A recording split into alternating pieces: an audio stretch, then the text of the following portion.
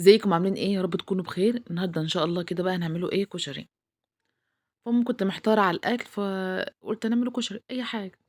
فام ايه، جبت العدس كده نقيته وحطيت الميه قبل ما تغلي كده وسقطت فيها العدس ووطيت عليه بحيث ان انا اطلعه ايه، ولا مستوي قوي ولا ني قوي. تاني حاجه بقى كده، هو سر الكشري ايه؟ في البصل. بنقطع البصل التقطيع اللي احنا عاوزينها. ممكن تحمريه بزيت وتطبخي بزيت عادي، وممكن تحمريه بسمنه وزيت عادي، ما بتخافيش، مش هيبقى مجلد ولا اي حاجه لان عليه زيت. دلوقتي بقى حطيت البصل زي ما انتم شايفين كده، نحمّره.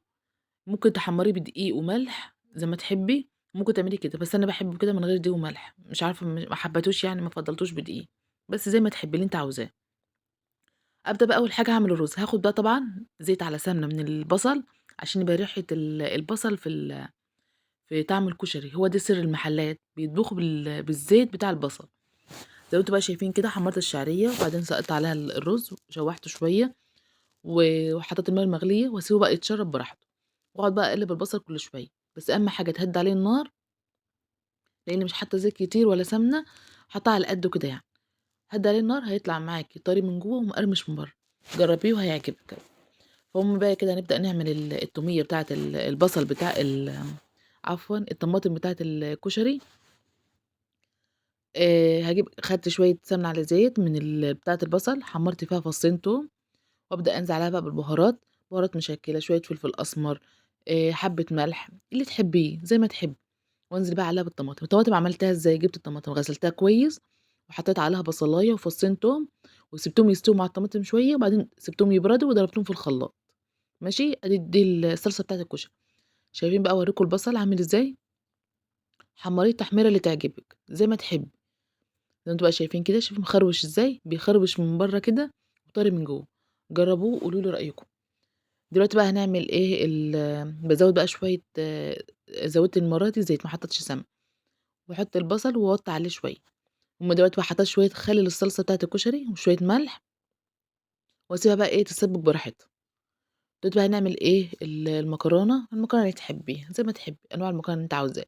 جبت شوية مكرونة من دي على شوية سباجيتي، زي ما تحبي، الكمية اللي بتحبيها، الكمية اللي تعجبِك يعني وعلى قدِّك بالضبط. فأنا يعني مش بنعاير بالكيلو أو كده لأ، باخد شوية من دي وشوية من دي على قد الإيه، اللي هناكله. واقوم بقى كده سِبت المكرونة تتسلق مع نفسها، دي بتاخد سِوَى كتير خلي بالكم المكرونة دي. وكنت باقلِّب بقى الصلصة واحط لها شوية مَيّة عشان أشوف بقى إيه، شوفي السمك اللي أنتِ عاوزاه، بس هي بتبقى تقيلة شوية، ما تخلّيهاش خفيفة.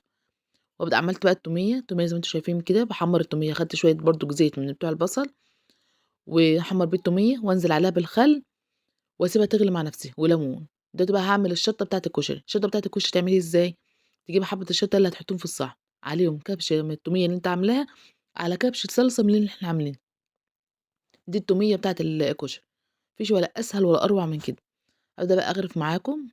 جِبت شوية زيت من بتوع البصل برضُك، قلّبت بيهم المكرونة بحيث إنها تبقى مفلفلة كده وواخدة ريحة البصل برضُك بتاع الكشري. أول حاجة حطيت طبقة رُز، وبعد كده طبقة مكرونة، وحطّي الصلصة اللي تعجبِك، وشوية عدس وعليهم شوية بصل. جرّبيه هتلاقيه زي بتاع المحلات بالضبط، هيعجبِك أوي. وقولوا رأيكم في الكومنتات. دلوقتي بقى كنت غرفت إيه صحن كده للولاد يعني ياكلوه، كنت باندوقه طبعًا، ما ينفعش نعدّيه كده من غير ما ندوق الكشري. جرّبوه هيعجبكم، بس هو السر نَفْسه في الزيت بتاع البصل. خدي الزيت أو السمنة اللي أنتِ حاطاها واعملي بيها، بدل ما تطبخي بزيت خالص حطّي معلقة سمنة على شوية على شوية زيت. دلوقتي بقى كنت غرفت بقى صحن كشري، هم دول اللي كنت أنا عاملاهم يعني. حطيت العدس كلّه، وحطيت البصل، وغرفت صحن صلصة مع صحن الشطة مع التومية، بحيث مثلًا اللي عاوز صلصة يحط، واللي عاوز شطة يحط. زي ما أنتم بقى شايفين كده، قولوا بقى إيه رأيكم؟